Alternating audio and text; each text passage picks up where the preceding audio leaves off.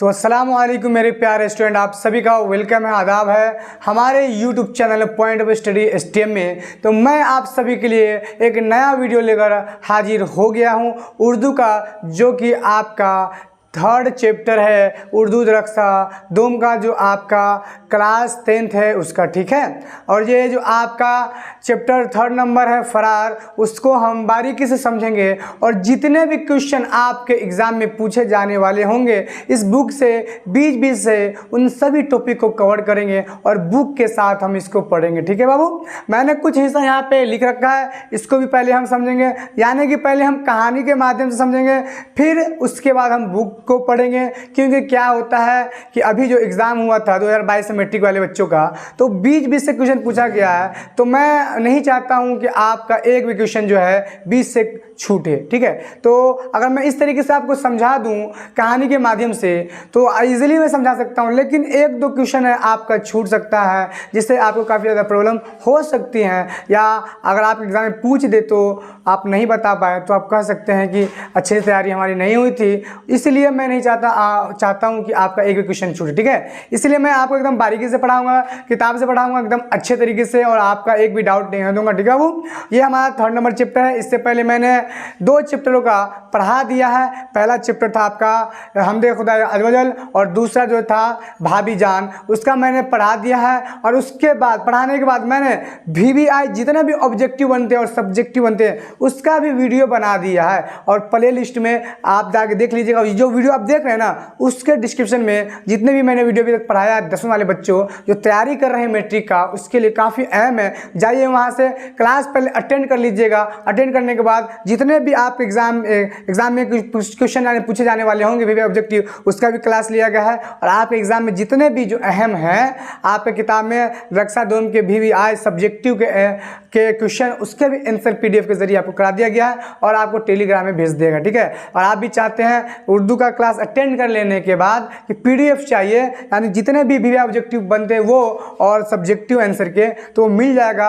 आपको क्या करना पड़ेगा, हमारा जो इस वीडियो को आप देख रहे हैं ना, उसके डिस्क्रिप्शन में टेलीग्राम का लिंक है, वहाँ से आप ज्वाइन कर लीजिएगा। देन आपको वहाँ पढ़ाने के बाद आपको टेलीग्राम में भेज दिया जाता है, जिससे कि आप आसानी से नोट्स बना के एकदम बेहतरीन तरीके से नंबर तैयारी कर, यानी बेहतरीन तरीके से आप उसका तैयारी कर लें, नोट्स लिख लें, जिससे आपका तैयारी एकदम मस्त हो और एक अच्छा खासा आपका नंबर आ जाए इंशाल्लाह। और हमारा यह उम्मीद है आप सभी से, अगर आप अच्छे से क्लास अटेंड करते हैं तो इंशाल्लाह आप लोग का अच्छा नंबर जरूर आएगा। क्योंकि जो मेहनत करता है सफलता उन्हीं को मिलती है, और खुदा भी उसी का साथ देता है। थोड़ी लॉन्ग वीडियो होगी लेकिन आपकी काफ़ी ज़्यादा फ़ायदे वाली होगी, ठीक है। चलिए हम बगैर देर के थोड़ा हम इस कहानी को समझते हैं। ये जो कहानी है एक हामिद नाम के बच्चे की है, हामिद नाम के बच्चे की है, ठीक है। महमूद नाम के बच्चे की, माफ़ कीजिए, महमूद नाम के बच्चे की है, जो कि एक शुरुआत में क्या होता है कि अपने माँ बाप के घरेलू जो माहौल होता है उस झगड़े के कारण परेशान होता है, और परेशान के चक्कर में वो क्या होता है, कुछ दिन के बाद झगड़ा वगैरह होता है तो उनके घर में, तो वो वहाँ से उनकी माँ का इंतकाल वगैरह हो जाता है, तो फिर वहाँ से पढ़ने उड़ने के लिए हॉस्टल में जाता है। हॉस्टल में जाने के बाद क्या होता है कि हॉस्टल में जाने के बाद कुछ शरारती जो दोस्त होते हैं उनसे मुलाकात होती है, तो कभी कभी गलत रास्ते में चले जाते हैं हॉस्टल वगैरह में लड़कियों वगैरह को देखने चक्कर में, तो वहाँ चले जाते हैं। तो उनसे ख्याल आता है कि मैं गलत तरीके से अपना लाइफ ख़राब कर रहा हूँ, अपना ज़िंदगी बर्बाद कर रहा हूँ, तो वहाँ से उस रास्ते को फिर छोड़ते हैं और फिर अपने अच्छे रास्ते पे चलते हैं। उसके बाद एक अच्छा खासा नौकरी भी मिलता है ना। तो काफ़ी ज़्यादा मस्त चैप्टर है और एकदम ज़बरदस्त है, हम लोग अच्छे से पढ़ेंगे, ठीक है बाबू। चलिए, ये आपका जो चैप्टर है फरार है, देख लीजिए। ये जो चैप्टर आपका फरार है, यानी कि जो चैप्टर फरार है, और इसके जो लेखक है यानी मुसन्निफ निगार कौन है, सैयद मोहम्मद मोहसिन है, ठीक है। यानी कि फरार को लिखने वाला कौन है जी, सैयद मोहम्मद मोहसिन है। यानी कि सैयद मोहम्मद मोहसिन साहब ने इस फरार चैप्टर को लिखा है, ठीक है। ये बात आप याद रखिएगा, यानी कि जिसने लिखा है वही सबसे ज़्यादा क्वेश्चन पूछा जाता है, चैप्टर में से काफ़ी कम रहता है, और जिसने लिखा है उसके बारे में काफ़ी ज़्यादा लिखा रहता है, कब पैदा हुए, उनके जितनी भी डिटेल्स होती हैं उन सभी को आपको बताना पड़ता है। तो मैं पहले ये समझा देता हूँ फिर बुक से पढ़ता हूँ, ठीक है। नहीं तो यहाँ से मैं समझा देता हूँ फिर बुक से पढ़ेंगे और यहाँ से आपको समझाते जाऊँगा, ठीक है, जिससे काफ़ी लंबा वीडियो ना बने और आपको समझ में आ जाए, ठीक है बाबू।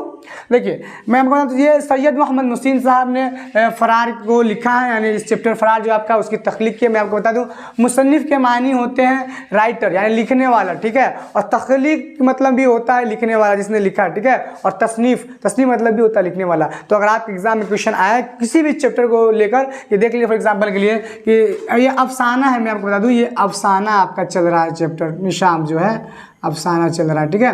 तो अफसाना आपका क्वेश्चन आ सकता है, जैसे अफसाना हिस्सा का रस्सा चल रहा है तो हो सकता है कि बताइए अफसाना फरार के मुसन्निफ निगार कौन है। तो मुसन्निफ मतलब मैंने बताया ना कौन, यानी लेखक कौन है, याद रखिएगा। इसका उल्टा क्वेश्चन क्या बनेगा कि दे देगा उस राइटर का नाम और पूछेगा कि उसका कौन सा चैप्टर आपके ज़ेर निसाब में शामिल है। जैसे है मुसन्निफ है तो देखिए सैयद मोहम्मद मोहसिन की कौन सी ज़ेर निसाब आपके में शामिल है। तो ज़ेर निसाब जैसे कहे तो आप समझ जाइए कि वो जो शायर है या वो लेखक है जो भी मजमून निगार है उनका चैप्टर जो हमने पढ़ा है अपने किताब में उसका नाम पूछ रहा है तो उसका बताना है। तो इसका जैसे सैयद मोहम्मद मोहसिन की कौन सी ज़ेर निसाब आपके में शामिल है तो फरार, क्योंकि इन्होंने यही लिखा है ना फरार। तो इस तरीके से, ठीक है, तो हम लोग इस तरीके से समझे कुछ क्वेश्चन और हम लोग जो है आप किताब को लेते हैं और पढ़ते हैं एकदम बारीकी से जिससे आपको कोई भी क्वेश्चन ना छूटे, ठीक है बाबू। तो पहले हम शुरुआत से पढ़ते हैं। चलिए सैयद मोहम्मद मोहसिन है ये हमारा लिखने वाले, मैंने आपको डिटेल्स बता दिया बाबू, ठीक है। फिर पढ़ते हैं और आपको बारीकी से समझाने की कोशिश करते हैं। देखिए ये क्लास थोड़ी लॉन्ग चलेंगी लेकिन इंशाल्लाह अल्लाह की जात से उम्मीद है अगर आप एक बार क्लास अटेंड कर लेते हैं तो एक भी आपका डाउट नहीं होने वाला है। 5-10 मिनट क्वेश्चन यानी 5-10 मिनट आपका इसमें थोड़ा मैं एक्स्ट्रा ले लूँगा लेकिन हर एक चीज़ को बारीकी से समझाऊँगा। और देखिए काफ़ी ज़्यादा अहम होते हैं मुस्लिम बच्चों के लिए उर्दू, ठीक है, तो ये इसलिए ज़रूरी है कि आप थोड़ा और ज़्यादा वक्त दें और अच्छे से समझें और हर एक चीज़ को डाउट को मुकम्मल करें और तैयारी कर लें, तभी तो मज़ा आएगा क्लास भी कराने में और क्लास भी लेने में, है कि नहीं। तो इसलिए मैं नहीं चाहता हूँ आपका कोई भी क्वेश्चन छूटे, तो मैं बुक से पढ़ा रहा हूँ आपको, ठीक है। चलिए हम लोग पढ़ते हैं, इसलिए आप लोग अल्लाह की जात पे भरोसा करके जरूर क्लास को अटेंड कीजिए और क्लास अटेंड करने के बाद जिस तरीके से मैं तैयारी करा रहा हूँ बस उस तरीके से अगर आप लोग तैयारी कर लेते हैं तो मैं ये उम्मीद करता हूँ कि आपका एक बेहतरीन से बेहतरीन नंबर आएगा मैट्रिक एग्ज़ाम में, क्योंकि मैं एक भी कोई चीज़ नहीं छोड़ने वाला हूँ। आपके बुक में जितने भी ऑब्जेक्टिव है तो उन सभी को खुद से मैं टाइपिंग करता हूँ और आपके बुक से जितने भी क्वेश्चन के सब्जेक्टिव होते हैं उन सभी का PDF के जरिए मैं आपको भेज भी देता हूँ जिससे आप आसानी से तैयार करके अच्छा नंबर ला लें, ठीक है। पढ़ते हैं हम लोग। सैयद मोहम्मद मोहसिन का शुमार उर्दू के अहम अफसाना निगारों में होता है, यानी अफसाना निगारों में काफ़ी ज़्यादा इनका नाम फेमस है, ठीक है। वह नफ्सियात के प्रोफेसर थे। सैयद मोहम्मद मोहसिन क्या चीज़ के प्रोफेसर थे तो मैंने लिख रखा है, देखिए बाबू देखिए सैयद मोहम्मद मोहसिन यहाँ पे देख लीजिए, पहले मैंने लिख रखा है, हाँ देखिए सैयद मोहम्मद मोहसिन नफ्सियात के प्रोफेसर थे। तो याद रखिएगा सैयद मोहम्मद मोहसिन क्या चीज़ के प्रोफेसर थे तो सैयद मोहम्मद मोहसिन नफ्सियात के प्रोफेसर थे। ये सारे क्वेश्चन जो मैं आपको बताऊंगा रिपीटेशन करूंगा ना वो समझ जाइए आपके VI ऑब्जेक्टिव में आता ही तो आता है, ठीक है, यानी आएगा ही, ठीक है। तो मैं इस तरीके से पूछूंगा, बस आप लोग क्लास अटेंड कीजिएगा। और हाँ, और नफ्सियात उनका ख़ास मौजू था। पूछेगा कि सैयद मोहम्मद मोहसिन का ख़ास मौजू कौन था तो ख़ास मौजू उनका कौन था बाबू तो नफ्सियात था, याद रखिएगा नफ्सियात उनका जो ख़ास मौजू था, याद रखिएगा आप लोग, ठीक है बाबू। नफ्सियात जो है सैयद मोहम्मद मोहसिन का जो है ख़ास मौजू था, ये आप बात याद कर ले, ठीक है। आगे हम लोग बढ़ते हैं। उनके अफसानों का एक मजमूआ अनोखी मुस्कुराहट उर्दू दुनिया में काफ़ी मकबूल और मारूफ हुआ। यह भी क्वेश्चन आएगा कि बताइए कि सैयद मोहम्मद मोहसिन के कौन सा एक अफसानी मजमूआ काफ़ी मकबूल रहा, ठीक है, तो कौन हो जाएगा बाबू तो अनोखी मुस्कुराहट। अनोखी मुस्कुराहट जो मैंने किताब लिख रखा है इनकी, ये अनोखी मुस्कुराहट जो आप किताब देख रहे हैं ये उनकी जो किताब है काफ़ी ज़्यादा अफसाना जो है इनकी किताब काफ़ी ज़्यादा मकबूल रही। ये भी एक ऑब्जेक्टिव टाइप का क्वेश्चन है, ठीक है। और हम लोग पढ़ते हैं। इस मजमूए की बिस्तर कहानियाँ नफ्सियाती नौइयत की है, ख़ास तौर पर अनोखी मुस्कुराहट डॉक्टर मोहम्मद मोहसिन की एक ऐसी कहानी है जिसके ज़िक्र के बगैर उर्दू अफसाने की तारीख़ शायद मुकम्मल नहीं हो सकती। यानी कि इतना अहम इनका ये अफसाना का मजमूआ किताब है जो कि काफ़ी दिलचस्प लोगों के लिए रहता है और काफ़ी ज़्यादा अहम भी है। इसीलिए कह रहा है कि इस किताब के बगैर जो है उर्दू की जो है अफसानों की जो किताब है शायद मुकम्मल ना हो सकती है, ठीक है। हम आगे बढ़ते हैं। डॉक्टर मोहम्मद मोहसिन की पैदाइश 10 जुलाई 1910 ईस्वी को पटना में हुई। और मैं आपको बता दूं सैयद मोहम्मद मोहसिन को ही डॉक्टर मोहम्मद मोहसिन भी कहते हैं, तो आप लोग कन्फ्यूज नहीं होइएगा। अगर आपके एग्ज़ाम में आए डॉक्टर मोहम्मद मोहसिन तो आप समझ में जाइएगा कि सैयद मोहम्मद मोहसिन का नाम ही है डॉक्टर मोहम्मद मोहसिन। ठीक है बाबू, तो चलिए समझ गए आप लोग। तो डॉक्टर मोहम्मद मोहसिन की पैदाइश कब हुई तो देख लीजिए आप लोग। देखिए सैयद मोहम्मद मोहसिन की यानी कि तो सैयद मोहम्मद मोहसिन की पैदाइश 10 जुलाई 1910 ईस्वी को पटना में हुआ। ठीक है, तो यानी कि सैयद मोहम्मद मोहसिन की पैदाइश कब हुई थी तो 10 जुलाई 1910 ईस्वी को पटना में हुआ। ठीक है, जो कि आपके लिए काफ़ी ज़्यादा अहम है। जो मैं जितना भी पढ़ा रहा हूँ ना आपको, ये समझिए आपके एग्जाम में आना ही आना है, नहीं तो आपके ऑब्जेक्टिव में ज़रूर आएगा। ठीक है, यानी सारा का सारा क्वेश्चन आपको मैं जो पूछा जा सकता है उन सभी को मैं आपको बताते जा रहा हूँ। ठीक है बाबू, उनके वालिद का नाम सैयद मोहम्मद रशीद था। यानी सैयद मोहम्मद मोहसिन के वालिद का क्या नाम था तो सैयद मोहम्मद मोहसिन के वालिद का नाम सैयद मोहम्मद रशीद है, यानी रशीद था। ठीक है, और वो क्या चीज़ के प्रोफेसर थे तो सैयद मोहम्मद मोहसिन नफ्सियात के प्रोफेसर थे। ठीक है बाबू, मोहसिन साहब ने 1926 ईस्वी में राम मोहन राय समेजी पटना से मैट्रिक का इम्तहान पास किया। यह भी क्वेश्चन पूछेगा आपका कि बताइए सैयद मोहम्मद मोहसिन ने मैट्रिक का इम्तहान कब पास किया और किस स्कूल से पास किया। तो यहाँ पे है देख लीजिए, मोहसिन साहब ने 1926 ईस्वी में, याद रखिएगा 1900, मैं इसको मिटा देता हूँ बाबू। देखिए 1926 ईस्वी में जो है इन्होंने राम मोहन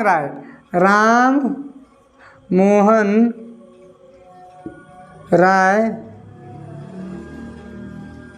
समेजी पे जो है आपका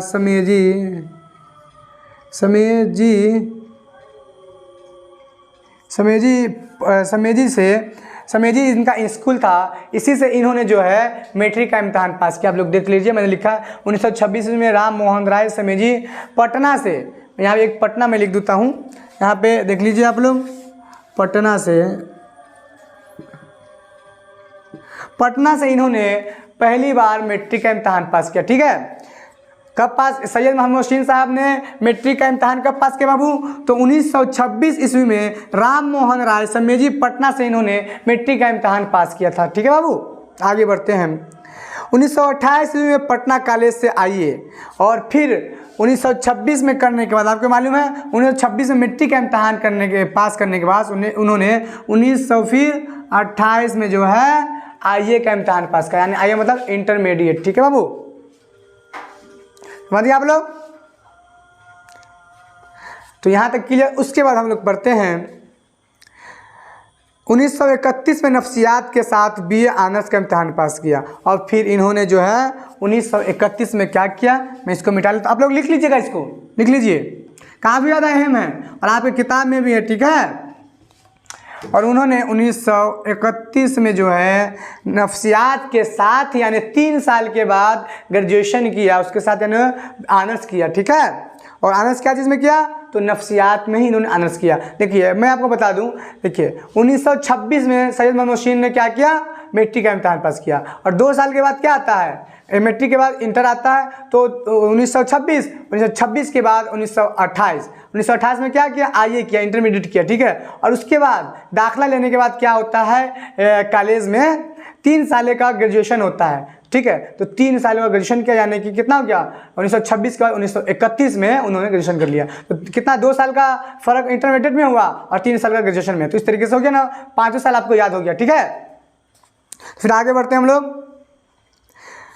हाँ, नफ्सियात के साथ बी ऑनर्स का इम्तहान पास किया और 1934 ईस्वी में नफ्सियात में ही पटना यूनिवर्सिटी से एमए फर्स्ट क्लास से पास किया और गोल्ड मेडल हासिल किया। और ये भी आएगा कि 1934 में उन्होंने क्या चीज़ किया, तो मैं आपको बता दूं 1934 में, अब देखिए 1934 में ही उन्होंने क्या किया, नफ्सियात में ही पटना यूनिवर्सिटी से, किस यूनिवर्सिटी से, पटना यूनिवर्सिटी से एमए फर्स्ट क्लास से पास किया। ठीक है, याद रखिएगा, हाँ पास किया और गोल्ड मेडल हासिल किया। ठीक है, 1938 ईस्वी में वह पटना कॉलेज में शोभा फलसफा में आर्जी तौर पर लेक्चर बहाल हुए। पूछेगा भी कि बताइए कि सैयद मोहम्मद मोहसिन जो है पटना कॉलेज में शोभा फलसफा में आर्जी तौर पर लेक्चर बहाल कब हुए, तो लेक्चर बहाल कब हुए बाबू, तो 1938। मैं इसको मिटा देता हूँ, आप लोग नोट करते रहिएगा। ठीक है, 1938 में। ठीक है, 1938 में सैयद मोहम्मद मोहसिन साहब ने शोभा फलसफा अर्जी तौर पर लेक्चर बहाल हुए थे, याद रखिएगा। ठीक है, फिर 1948 ईस्वी में पटना यूनिवर्सिटी के शोभा नफ्सियात में मुस्तकिल तौर पर लेक्चर बहाल हुए, यानी कि वहाँ पे आगे तक के लिए वहाँ पे बहाल हो गए। कब? पटना यूनिवर्सिटी में शोभा नफ्सियात में कब? तो 1948 में। देखिए 1948 में, ठीक है, लेक्चर बहाल हो गए मुस्तकिल तौर पर आगे के लिए। फिर आगे हम लोग पढ़ते हैं 1953 ईस्वी में वो शोभा नफ्सियात में सदर शोभा नफ्सियात मुकर्रर हुए। फिर उसके बाद क्या हुआ? 1953 ईस्वी में इनको और बड़ा पद मिल गया। जैसे मास्टर होता है, मास्टर से हेड मास्टर बनता है ना, इसी तरीके से, ठीक है। तो क्या हुआ? आप देखिए 1953 में आप जो है इनको वो शोभा नफ्सियात में ही क्या हुए? सदर शोभा नफ्सियात मुकर्रर हुए, यानी बड़ा उनको ओहदा मिल गया, मुकाम, है ना। जिस तरीके से एक मास्टर को मिलता है क्या चीज़ का? पहले मास्टर रहता है, मास्टर से क्या हो जाता है? हेड मास्टर होता है। इसको भी उसी तरीके से मिला, ठीक है। और 1974 ईस्वी में वो अपनी मुलाजमत से सबकदोश हो गया। मुलाजमत मतलब होता है नौकरी करना, ठीक है। तो वो अपने मुलाजमत से कब सबकदोश हो गए? तो 1974 में। क्वेश्चन आएगा कि बताइए, इसको मिटाते जाता हूँ मैं। 1900 कब से है? 1900 जो है इन्होंने 74 है। 1974 में इन्होंने अपने मुलाजमत से सबकदोश हुए, यानी 1974 में सैयद मोहम्मद मोहसिन साहब 1974 में अपने मुलाजमत से यानी अपनी नौकरी से सबकदोश हो गए, यानी रिटायर हो गए, ठीक है। और उनकी किताबों में उनका जो किताब है अफसानों का मजमूआ, जो उन्होंने किताब लिखा है सैयद मोहम्मद मोहसिन साहब ने, तो कौन किताब लिखा है उसको भी तो देखना है ना। तो देखिए मैंने लिख रखा है यहाँ पे पहले से ही। देखिए उनकी किताबों में अनोखी मुस्कुराहट, अफसानों का मजमूआ, नफ्सियाती जाविये, नफ्सियाती मजामीन का मजमूआ, जख्म के फूल, शेरी मजमूआ बहुत अहम है। मैंने लिख रखा है, उनकी किताब देख लीजिए। उनकी किताब यानी सैयद मोहम्मद मोहसिन की किताब जो उन्होंने लिखा है, पहला है अनोखी मुस्कुराहट, देख लीजिए आप लोग। दूसरा उनकी किताब है अफसानों का मजमूआ। ये जितने भी किताब है आपको याद कर लेना है, ठीक है बाबू। तीसरी किताब है इनकी नफ्सियाती जाविये, और चौथी किताब है नफ्सियाती मजामीन का मजमूआ, और पांचवा किताब है इनका जख्म के फूल। इनके सैयद मोहम्मद मोहसिन साहब के ये पांचों किताब है। इन सभी को आपको लिख लेना है और किताब में आपको इसको याद कर लेना और नोट्स बना लेना, ठीक है। इसका स्क्रीनशॉट जरूर ले लीजिएगा, ठीक है, वरना मैं तो आपको पढ़ा ही रहा हूँ, ठीक है बाबू। आप लोग बस मेरी बात को गौर से सुने, यानी अच्छे से ध्यान से सुने, जिससे कि आपको कोई दिक्कत ना हो, ठीक है। क्योंकि जो भी मैं आपका जो टेस्ट लूँगा ना ऑब्जेक्टिव का, तो मैं आपकी किताब से एक एक क्वेश्चन को बना के डालूंगा और पीडीएफ के जरिए, ठीक है, टेस्ट लूँगा यानी ऑब्जेक्टिव का। जिससे अगर आप क्लास अच्छे से अटेंड कर लेते हैं ना, तो आपको एक भी क्वेश्चन जो है बाहर से नहीं रहेगा और आप आसानी से क्वेश्चन का सभी का आपको जवाब मालूम रहेगा, ठीक है। बस आपको क्लास अटेंड अच्छे से करनी है, ठीक है बाबू। हाँ, उनके अलावा उनकी दूसरी किताबें भी सारी हुई है, और इसके अलावा जो अहम किताब है ये सब, उसके अलावा और भी किताबें सारी हुई है जो उसका नाम नहीं दिए हुआ है। सैयद मोहम्मद मोहसिन को 3 बेटे और 4 बेटियां थी, और सैयद मोहम्मद मोहसिन साहब को 3 बेटे थे, 3 और 4 बेटियां थी। ये भी क्वेश्चन आ सकता है कि बताइए सैयद मोहम्मद मोहसिन साहब को कितने बेटे थे? तो 3 बेटे, और कितनी बेटियां थी? तो 3 बेटियां थी, ठीक है। और उन्होंने 1973 ईस्वी में अपनी अहलिया के साथ, यानी कि अपनी बीवी के साथ हज का फरीज़ा भी अदा किया था। यानी कि यहाँ पे देख लीजिए, मैं इसको मिटा देता हूँ थी।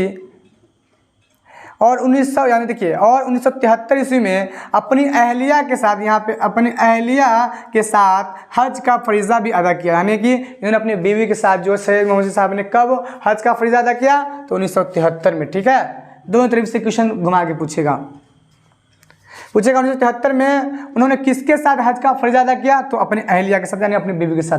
यानी इधर से क्वेश्चन या इधर से क्वेश्चन, दोनों तरफ से एक ही क्वेश्चन रहता है, लेकिन घुमा के पूछता है। और सैयद मोहम्मद मोहसिन की वफ़ात 2002 ईस्वी में इलाज के दौरान दिल्ली में हो गई। और लास्ट में आखिर में सैयद मोहम्मद मोहसिन साहब का जो है वफ़ात यानी कि इंतकाल जो है 2002 ईस्वी में हो गया, ठीक है।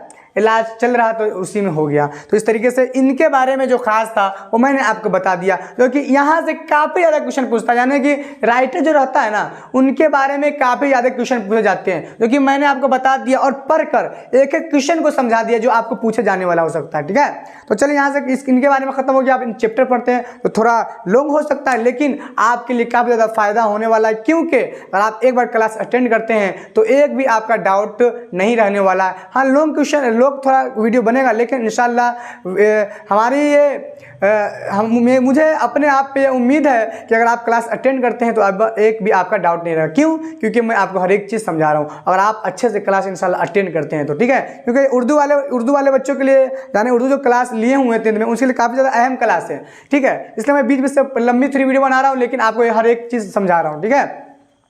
अब चलिए इन्होंने जो चैप्टर लिखा है सैयद मोहम्मद मोहसिन साहब ने, कौन सा? फरार। तो फरार के बारे में पढ़ते हैं, जैसे मैंने इनके बारे में समझा भी दिया, तो चलिए पढ़ते हैं। बस आप लोग गौर से सुनिएगा, जो समझाने वाला पॉइंट होगा मैं उसको समझाऊंगा, ठीक है। महमूद माँ की करख्त आवाज़ महमूद के कान में गूंज गई। वह बाजू के कमरा में हिसाब बना रहा था। हिसाब के कापी समेटे बगैर उठ खड़ा हुआ, ठीक है। उसका नाम खतरा की घंटी की तरह उसके कान में बज रहा था। वह भागा हुआ माँ के पास आया। उसकी माँ का फरबा जिस्म गुस्से से काँप रहा था, जैसे तंद हवा में बरगद का दरख्त डोल रहा हो। यानी कि देखिए क्या हो रहा था। महमूद, जो मैंने आपको बताया, महमूद जो किरदार एक कहानी में है, अहम है इसमें, वो कापी लिख रहा था, तो उसकी माँ उसको बुलाती है, तो गुस्से में वो भी बगैर कापी वगैरह मतलब समेटे हुए वो चलाता है और आता दिखता है, तो उसकी माँ एकदम गुस्से में रहती है, फायर। वह भागा हुआ माँ के पास आया। उसकी माँ का फरबा जिस्म गुस्सा से काँप रहा था, जैसे तंद हवा में बरगद का दरख्त डोल रहा हो। माँ की उभरी हुई आंखें, लाल अंगारा सा चेहरा, फैली हुई गर्दन देखकर सहम गया। यानी कि वो लगा कि अब गुस्से में मम्मी तो कुछ ना कुछ ज़रूर करेगी, है ना। ये मंजर उसके लिए नया नहीं था, यानी रोज़ इनके घर में होता था। यानी कि मासूम फरिश्ता की तरह नज़रें नीचे किए महमूद माँ के रूबरू खड़ा हो गया। बुलाया तो ये मनफाला ना अंदाज आने वाली आफत के मुकाबले में उसका तन्हा हथियार था। बुला उन्हें बाहर से। देखिए महमूद की माँ ने गरजते हुए कहा, यानी पहले उनको महमूद को बुला लिया। उसकी महमूद की माँ ने महमूद को जब लिख रहा था, पढ़ रहा था, तो ठीक है, आप बोला कि बुला उन्हें बाहर से। महमूद की माँ ने गरजते हुए कहा, आपको बुला रही है। महमूद ने रुकते रुकते कहा, यानी आपको बुला रही है, यानी महमूद अपने अब्बू से आप कहते, ठीक है, कि आपको बुला रही है। मुझसे क्या काम है? गुस्सा में है तो हुआ करे, उन्हें तो हर वक्त गुस्से ही चढ़ा रहता है। ये कौन कह रहा है? तो महमूद का अब्बू कह रहा है, ठीक है, महमूद से जब बुलाता है तो। अच्छा चलो आता हूँ, उसके बाप ने कुर्सी से उठते हुए कमज़ोर आवाज़ में कहा। महमूद के बाप को देखकर उसकी माँ और बुलंद आवाज़ में गरजने लगी। यानी जैसे ही उसका अब्बू आया महमूद का, तो और गुस्से में फायर होकर बोलने लगी, चिल्लाने लगी महमूद की अम्मी, तुमने मेरी मिट्टी पलेद कर डाली। नूज इस दिन को जब मेरे बाप ने तुम्हारे साथ मेरी शादी की, आखिर कुछ कहोगी भी या यूं ही बके जाओगी? महमूद के बाप ने आहिस्ता से सवाल किया। यानी कि उनकी अम्मी मतलब बोल रही थी जो भी घर का मामला था, तो वही बोलता है कुछ बोलोगे भी या ऐसी बको जाएगी। यानी वो काफ़ी ज़्यादा बोल रही थी महमूद की अम्मा। हाँ, मैं तो बकवास मचाती ही हूँ, पागल सरी सब कुछ हूँ। अरे भाई, मैं कब तुम्हें पागल कह रहा हूँ? अपने मुँह जो चाहो कह लो।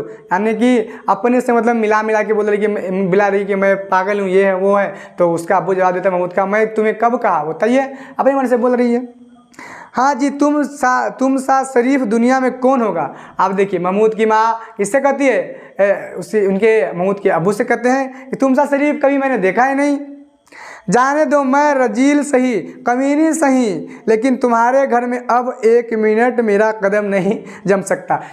यानी कि महमूद जो है अपने महमूद की माँ जो है अपने आप को खूब गाली अपने आप को दे रही है, ठीक है। अरे भाई खुदा का वास्ता कुछ बताओ भी तो, अब कुछ मैटर बता नहीं रही है। देखिए आगे काफ़ी ज़्यादा और मज़ा आने वाला है, सुनते रहिए। आहा, कैसे भोले हैं आप, गोया कुछ जानते ही नहीं, बैठे बैठे सारा फसाद मचाते रहते हैं, और ऊपर से देखे तो जैसे मोम की गुड़िया। यानी उसको महमूद के अब्बू को कह रहे हैं कि सारा फसाद का जड़ तो आप ही है, और जैसे लग रहा है कि कुछ किया ही नहीं आपने। मैंने तुम्हें 1000 बार मना किया है कि उस मुँह वकील के यहाँ ना जाया करो, लेकिन तुम कहाँ मानने वाले।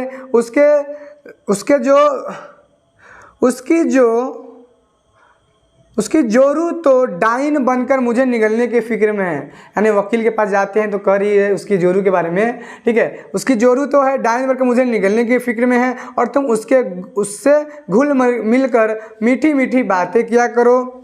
अरे भाई आहिस्ता बोलो, मोहल्ले वाले सुनेंगे तो क्या कहेंगे, तुम्हें तो ख्वाह मख्वाह शक पैदा हो जाता है। अब कोई रहता है अड़ोस पड़ोस में तो जाता ही है, लेकिन औरत का जात होता है तो कुछ सोचने लगती है, यानी कि इनकी अम्मी महमूद की अम्मी डायन वगैरह के बारे में। तो और ऐसे बहुत जगह पे होता है ये सब चीज़, मसला भी होता रहता है ना। महमूद की माँ ने और चीख चीख कर बोलना शुरू किया, हजारों गालियाँ वकील को दी, सैकड़ों सलवातें महमूद के बाप को सुनाई, यानी उसके बाप को भी नहीं छोड़ा महमूद की अम्मी। महमूद अपनी उम्र के 10वीं ही साल में यतीम हो गई। अब चलिए आप देखिए, सारा बात हो गया उनके बचपन की बात, अब आगे मेन पॉइंट पे आते हैं, ठीक है। महमूद अपने उम्र के 10वीं ही साल में यतीम हो गया, यानी 10 साल का जो था महमूद तो यतीम हो गया और बाप के मरने के थोड़े ही अरसे बाद उसकी माँ भी उसे छोड़ गई। यानी कि पहले खूब झगड़ा होता था, लेकिन 10 साल में जैसे ही हुआ महमूद का तो उसके अब्बू भी इंतकाल हो गए और उस अब्बू के इंतकाल होने के बाद उनकी अम्मा भी इंतकाल हो गई, यानी अम्मा के इंतकाल होने के बाद उनके अब्बू भी इंतकाल हो गए, ठीक है। हाँ, किस्मत ने उसे उसके असरत ज़्यादा मामू के मकान में मुंतकिल कर दिया। ज़िंदगी के दुश्वारियाँ उसके लिए एक नामहर लेकिन आक़िबात अंदेश उस्ताद बन गए। माहौल की नासाजगारियाँ उसे जितने ज़्यादा ठोकर लगाते उसके अंदर उस्तवारी और इस्तकामत की कोशिशें उतना ही ज़्यादा तेज़ होती जाती। यानी मोहल्ला वाला जो होता है ना, माहौल अजीब रहता है तो अजीब लोग बातें कहते हैं तो अजीब लगता है ना, तो उनको भी उसी तरीके से लगने लगा कि यानी जैसे जितना लोग उसको प्रेशर आलतू फालतू कह रहे थे तो वो उतना ही मजबूत बनते जा रहे, यानी अच्छे बनते जा रहे थे।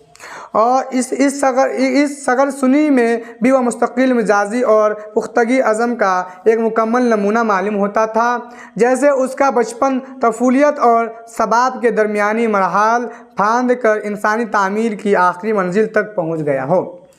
महमूद यूनिवर्सिटी के हॉस्टल में रहता था, जहां उसके तन्हाई पसंद और रहबानियत का उसके साथ बराबर मजाक उड़ाया करते थे। अब यहाँ से मज़ा आने वाला, जो मैंने आपको कहानी सुनाया था, हॉस्टल में रहते थे तो कैसे कैसे मतलब कि वो लड़कियों वगैरह के चक्कर में पड़ जाते थे, अपने दोस्त के चक्कर में, तो उन सभी का अभी थोड़ा पढ़ते हैं हम लोग, ठीक है। इसीलिए हम लोगों को कैसे अभी बचना चाहिए लड़कियों के चक्कर से या आलतू फालतू जैसे, उन सभी के बारे में काफ़ी मस्त है, पढ़ते हैं हम लोग। यूनिवर्सिटी के फ़िज़ा को एजुकेशन लड़के और लड़कियों की यकजा तालीम की वजह से गहराई रुमानी हो गई थी, यानी जहाँ वो पढ़ते थे ना तो लड़का लड़की दोनों की पढ़ाई होती थी। महमूद के साथ ही कमाल, याद रखिएगा इसका जो दोस्त याद रखिएगा, महमूद के साथ ही कमाली जादू बयानी और गर्म जोशी के साथ इन फिरदौसी मनाजिर की तस्वीरें उसके आगे खींचते, ठीक है। यानी महमूद का साथी कौन था बाबू? कमाल, यानी दोस्त हुआ तो याद मैं लिख देता हूँ, महमूद का जो साथी था कमाल था, कमाल महमूद का दोस्त यानी कमाल था ना, हाँ कमाल था महमूद का दोस्त, ठीक है, साथी। यार तुम्हारे सीना में दिल नहीं लकड़ी का टुकड़ा है, इसका दोस्त कह रहा है कमाल, इसको देख लीजिए, जिस पर बिजली तक का असर नहीं होता। कल क्लास में खालिदा किस तरह नज़रें बचा बचा कर तुम्हें देख रही थी। खालिदा लड़की का नाम है, यानी कि क्लास जब हो रहा था तो खालिदा है, वो क्या कमाल कह रहा है कि इसको महमूद को कि यार तुम्हारे पास दिल नहीं है, तुमको जो है क्लास में जो है खालिदा नज़रें बचा बचा कर तुमको देख रही थी। काश वह इस तरह मुझे देखती होती, यकीन माने मैं अपना कलेजा निकाल कर रख देता होता। यानी कि कमाल कह रहा है महमूद से, अगर तुमको जिस तरीके से वो देख रही थी ना, अगर मुझको देखती ना तो मैं अपना कलेजा निकाल कर उसको देख देता, यानी इस तरीके से बातें कह रहा है। अजीम ने अपने ख़ास परजोश अंदाज में कहा, खैर मजाक वगैरह ख़त्म करो, बेचारे मासूम लड़की पर जो तुम इस किस्म की तहमीयत लगाते हो ये तो बहुत नामुनासिब बात है। अब अजीम भी उसका दोस्त है, ठीक है। अब जो है अजीम कह रहा है, अजीम इनसे कह रहा है, अजीम इसके बारे में कि यार तुम्हारे सीने में दिल वगैरह है कि नहीं, अगर मुझे इस तरीके से देखती तो मैं अपना दिल निकाल देता, ठीक है। अजीम भी इसी का दोस्त है, कमाल और अजीम जो है इसी का दोस्त है, ये अजीम और कमाल किसका दोस्त है? तो महमूद का, याद रखिएगा, जो इनके हॉस्टल में पढ़ते थे साथ में, ठीक है। और खालदा इनके क्लास में पढ़ती थी। हो गया। खैर मजाक वगैरह हम लोग यहाँ पढ़ते, आगे चलते हैं। तमहीद कैसी,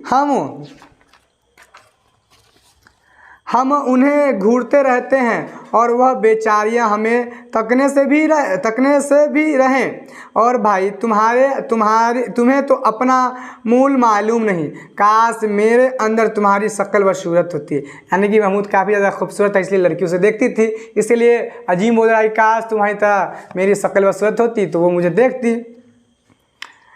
मेरी ज़िंदगी एक मुस्तकिल रुमानी होती रुमान। अजीम ने सीना तानते हुए कहा, आज शाम को नुमाइश आओ तो तुम्हें दिखला दूं कि यारान नुक्ता दाग के लिए कैसी सलाए आम हैं। मैं तुम्हारे कहने पर आज शाम को नुमाइश जाऊंगा, फिर वहां से किसी रिश्तेवारों में चलना, लेते आना अपनी किसी माँ पारा को, वह भी मेरी इस्तक़ामत आजमा लेगी। वाकई चलोगे या सिर्फ आने में बोल रहे हो?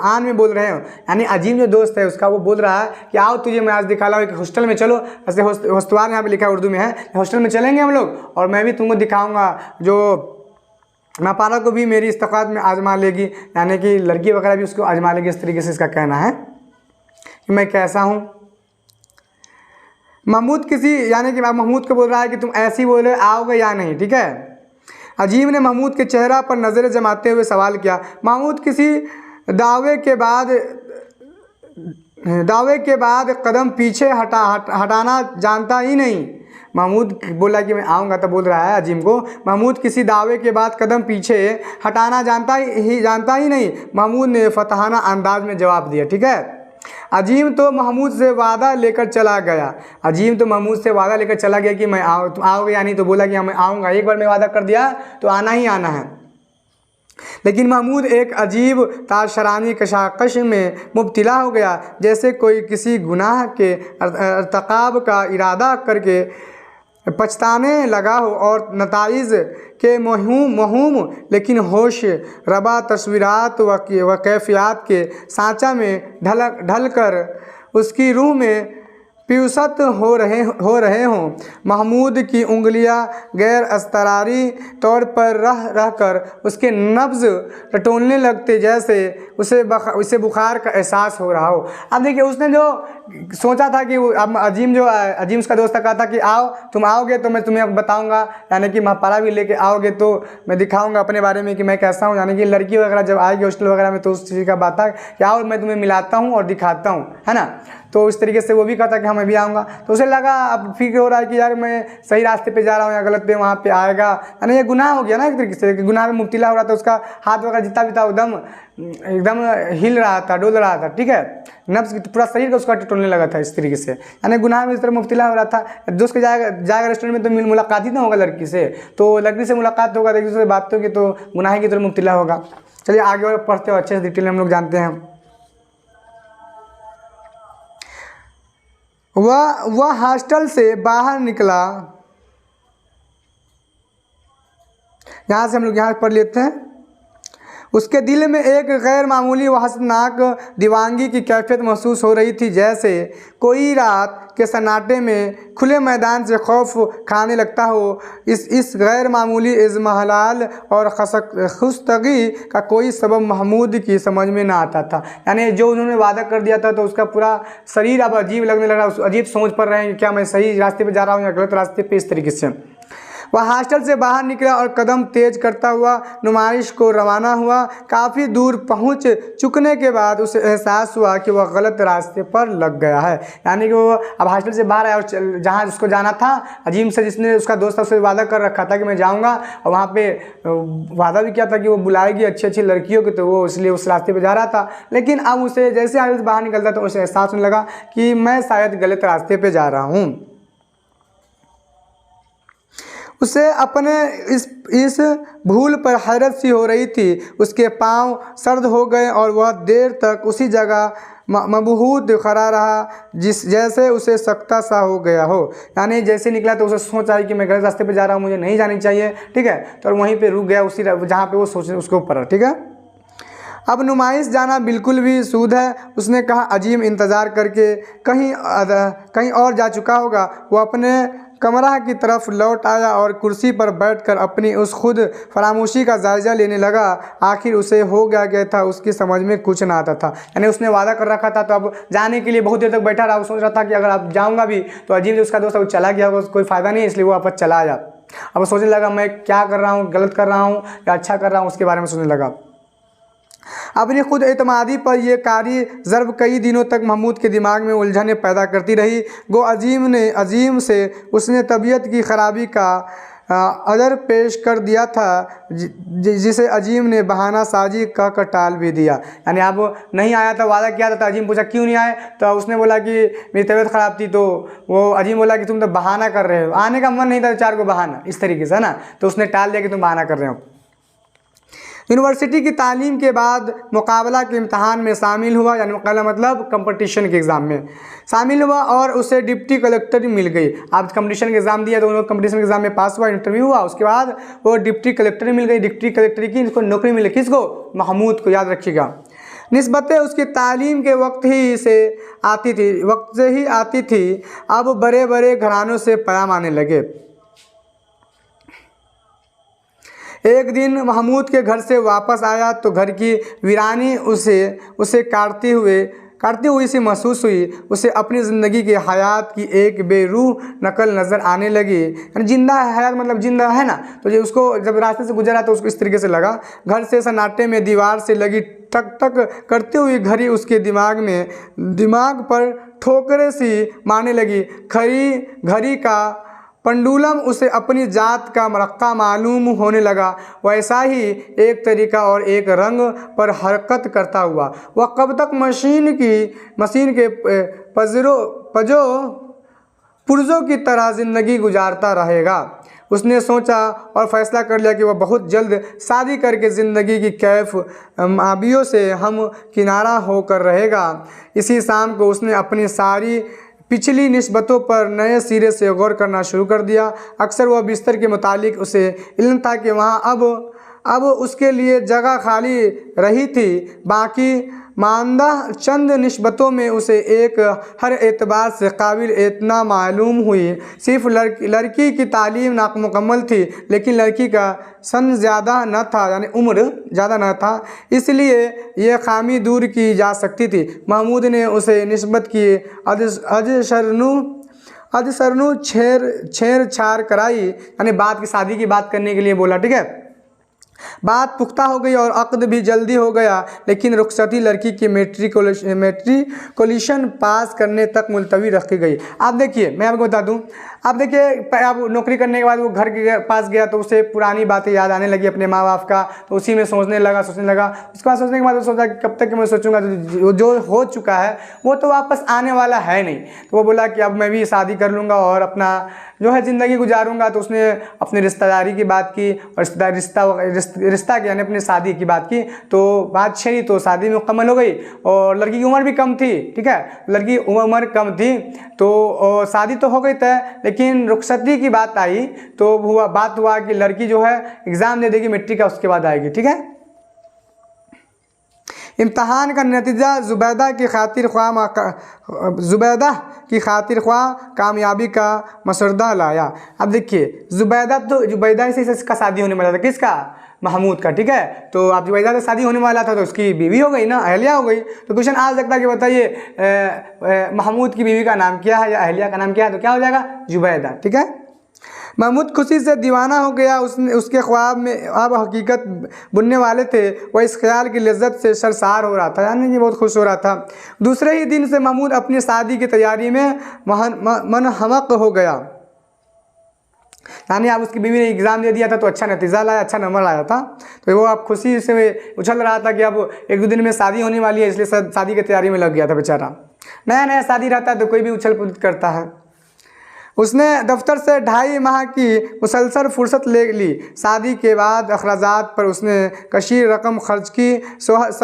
शहर के सारे मुअज़्ज़िज़ीन को बारात की शिरकत की दावत दी। आप देखिए क्वेश्चन आ सकता है कि बताइए कि उसने कितने माह की मुसलसल फुर्सत ले ली, यानी कि उसने सैयद महमूद ने दफ्तर से कितने माह की फुर्सत ले ली। तो कितने माह की हो जाएगी बाबू?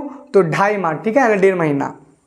शादी के हो गया, लेकिन ससुराल में कदम रखने के बाद उसके अंदर एक अजीब हैरत अंगेज़ तग़य्युर पैदा होने लगा था। उसकी आंखें बेनूर और मतहीस सी दिखाई देने लगी थी। उसका जिस्म बर्फ़ की तरह सर्द होता जा रहा था और चेहरा की सुर्खी रफ्ता रफ्ता फीकी पड़ती जा रही थी, जैसे कोई दूर से एक भयानक मंजर देख रहा हो। अब जैसे ससुराल में कदम रखा फर्स्ट टाइम, तो उसका एकदम मन अजीब होने लगा, यानी कि एकदम बदल ही गया, यानी आवाज़ भी नहीं निकल रहा है, यानी अब एकदम अलग हो गया, यानी उसको डर लग रहा है कि मैं कहाँ चला, इस तरीके से। यानी जो भी खुशी था, एकदम खुशी शुरू में वो सभी ख़त्म हो गया चेहरे से।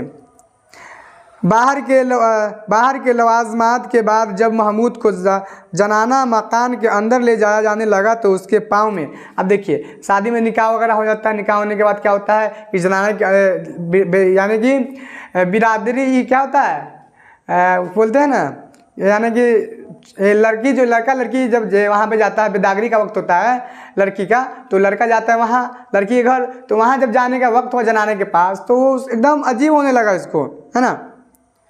उसके पाँव भी खड़खड़ाने लगे, थरथराने लगे, है ना। लड़खड़ाहट पैदा हो गई, यानी कि जैसे जनाने के रूम में जाना हुआ तो उसके पैर में भी लड़खड़ाहट पैदा होने लगी, है ना। और उसके सारे जिस्म में एक हैबियत नाक थरथराहट जैसे उसे शिद्दत का जाया लग रहा हो। आगे कदम बढ़ाना उसके लिए नामुमकिन हो गया। औरतों में महमूद की उस कैफियत पर हलचल सी मच गई कि उसके ससुराल को इत्तला दी गई। वह भागा हुआ महमूद के करीब आया, मिजाज परसी की तबीयत का हाल दरियाफ्त किया, लेकिन महमूद को जैसे सांप सूंघ गया था। उसके मुंह से एक लफ्ज़ सा न निकला, जैसे वो दफ़ातन गूंगा हो गया या उसने अभी बोलना सीखा ही ना हो। यानी जैसे अब वहाँ ससुराल में जब लड़की के पास जाना होता है तो सबसे पहले जनाना के पास जाना होता है, वहाँ पे जाते हैं तो क्या होता है, मस्ती वगैरह चलता है, तो वहाँ गए तो उसको अजीब हो गया, मतलब जाने का वक्त हुआ वहाँ पे जैसे जाने के पास तो पैर वगैरह सब थरथराने लगा, कुछ यानी कि बोल ही नहीं रहते, यानी लग रहा था तबीयत वगैरह ख़राब हो गया, जैसे गूंगा हो। तो उसको ससुराल वाले को इत्तला दिया गया तो आया, तो इसका मिजाज वगैरह पूछा तो हाल चाल ठीक हुआ, वो बोल भी नहीं रहे थे। इस तरीके से आपका ये चैप्टर ख़त्म हो गया। आगे कहानी आपको मालूम होगी, यानी बीच में छोड़ दिया गया तो गूंगा हो गया, बोल नहीं पाया, तो फिर गया शादी वगैरह हुआ होगी, बाराती होगी, ठीक है, और दावत वगैरह होगी, फिर ज़िंदगी वो अपना गुजार रहे होंगे, ठीक है। इस तरीके से आपका चैप्टर ख़त्म हो गया। तो उम्मीद करता हूँ आपको काफ़ी ज़्यादा चैप्टर पसंद आया होगा, और मैंने आपको जितने भी पढ़ाया है उम्मीद है आप लोगों ने गौर सुना होगा। अगर इंशाल्लाह अगर आपने सुना होगा और पूरा क्लास अटेंड किया होगा तो मैं जो आपको अभी भी ऑब्जेक्टिव कराऊँगा इसी चैप्टर का, जो मैं टेस्ट लूँगा वो आप लोग ज़रूर पूरा दे पाइएगा, ठीक है। इससे पहले जो भी बच्चे नहीं हमारा उर्दू जो क्लास देख रहे हैं, नॉन हिंदी का भी मैं इसी तरीके से पढ़ाता हूँ। नॉन हिंदी का भी क्लास अगर अटेंड नहीं किए तो प्ले लिस्ट में लिंक दिया हो जाइएगा, प्ले लिस्ट में सारा उसमें चैप्टर मैं पहले चैप्टर पढ़ा देता हूँ, उसके बाद क्वेश्चन आंसर बना देता हूँ। इस तरीके से मैं उर्दू का आपको पढ़ा रहा हूँ, ठीक है। तो इस तरीके से खत्म होगा, इसका मैं आपको ऑब्जेक्टिव करा दूंगा, सब्जेक्टिव करा दूंगा, उसके बाद फिर अगला चैप्टर आपको पढ़ाऊंगा। तो नॉन हिंदी का भी क्लास कर लीजिएगा जरूर, ठीक है। काफ़ी, क्योंकि उर्दू वाले बच्चों के लिए काफ़ी ज़्यादा इंपॉर्टेंस जो होता है उर्दू होता है और नॉन हिंदी होता है ना, तो याद रखिएगा। इस तरीके से आपका चैप्टर खत्म हो गया। और आप हमारे PDF लेना चाहते हैं, जितने भी आए ऑब्जेक्टिव हो गया, क्वेश्चन आंसर हो गया, तो उसके लिए आपको टेलीग्राम ज्वाइन करना पड़ेगा। जो हमारा वीडियो देख रहे हैं उसके डिस्क्रिप्शन में टेलीग्राम का लिंक है, ज्वाइन हो जाएगा, ठीक है, और वहाँ से आपको PDF मिल जाएगा। और अभी तक वीडियो देख रहे हैं, अभी तक लाइक नहीं किया तो लाइक कीजिए, शेयर कर दीजिए और अपने दोस्तों तक जरूर भेज दीजिए, जिससे कि वो भी काफ़ी ज़्यादा फ़ायदा उठा पाए हमारी ये वीडियो देखकर, ठीक है। मिलते हैं अगले वीडियो में, जब तक के लिए अस्सलाम वालेकुम रहमतुल्लाहि व बरकातुहू।